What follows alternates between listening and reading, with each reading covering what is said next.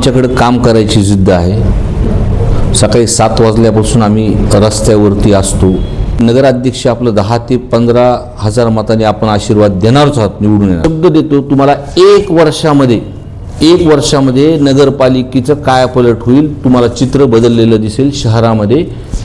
हे बघा, आमच्याकडे काम करायची जिद्द आहे। सकाळी 7 वाजल्यापासून आम्ही रस्त्यावरती असतो आणि माझी विनंती एवढंच राहील की नगराध्यक्ष आपलं 10 ते 15 हजार मतांनी आपण आशीर्वाद देणारच आहोत, निवडून येणार। पण त्याची खालची जी साखळी आहे, 52 नगरसेवकांची प्रामाणिक दिलेत, रस्त्यावरती काम करणारे दिले। माझी विनंती आपल्या सर्वांना, मतदार बांधवांना, की आपण 52 चे 52 ही जी साखळी आहे, आपण ह्या सर्वांना आशीर्वाद द्या।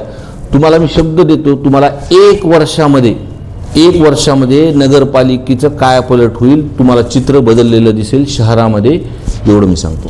पंकजा मुंडेंनी एक सभा घेतली, अजित पवार 2 सभा घेतात आणि देवेंद्र फडणवीस सुद्धा आज येतात।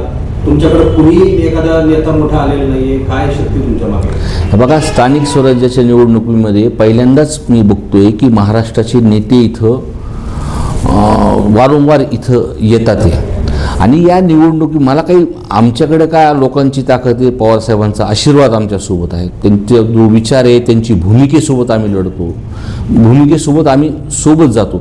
त्यामुळे लोक आपल्यासोबत आहेत। कदाचित ते अडचणीत त्यांचे उमेदवार असतील, त्यांचे नगरसेवक अडचणीत असतील, त्याच्यामुळे ते बोलत असतील। त्यांना मतदानामध्ये विभागणी होणार आहे का? तुमचे म्हणजे एका विचाराचे 4 उमेदवार आहेत, मग राष्ट्रवादी तुम्ही असाल, राष्ट्रवादी अजित पवार असतील आणि MIM असेल, असे 4 उमेदवारांची विभागणी एका बीजेपीच्या उमेदवाराला गट्टा मतदान पडते, तुमच्या विभागणी होणार आहे, असं काय होणार आहे का? प्रत्येक निवडणूक आली की जे काही लोक आत्तापर्यंत म्हणजे काम करत नाहीत, रस्त्यावर नाहीत, लोकांमध्ये मिसळत नाहीत, लोकांच्या अडचणी सोडत नाहीत, त्या फक्त ह्या गोष्टीवरती चर्चा करतात। मग जातीचं समीकरण लावतात, सगळ्या गोष्टी, मग ह्याचा समाज एवढा, त्याचा समाज तेवढा, मग ते हा कॅन्डिडेट दिला तर कसं राहील, ते कॅन्डिडेट दिलं।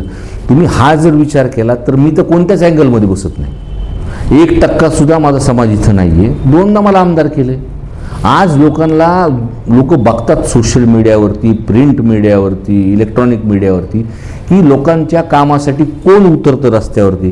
आता तुम्ही जर बघितलं असेल, इतकी अतिवृष्टी झाली शहरामध्ये, गेल्या 25 वर्षापासून रिमझिम जरी पाऊस झाला तर शहरामध्ये पाणी साचायचं। सुभाष रोड झालं, माळीवेस झालं, अनेक ठिकाणावरती, आणि बिंदुसराचं पाणी पेडबीडमध्ये घुसायचं, दुकानाचे नुकसान व्हायचे। छोटे छोटे व्यापारी जे रोज काम करून त्यांचं पोट भरतात, त्यांचं पार उद्ध्वस्त होऊन जायचं। पण 25 वर्षानंतर एवढा मोठा पाऊस झाला आणि जे जुने लोक सांगतात की इतकं आमच्या काळात सुद्धा आम्ही पाऊस बघितला नाही।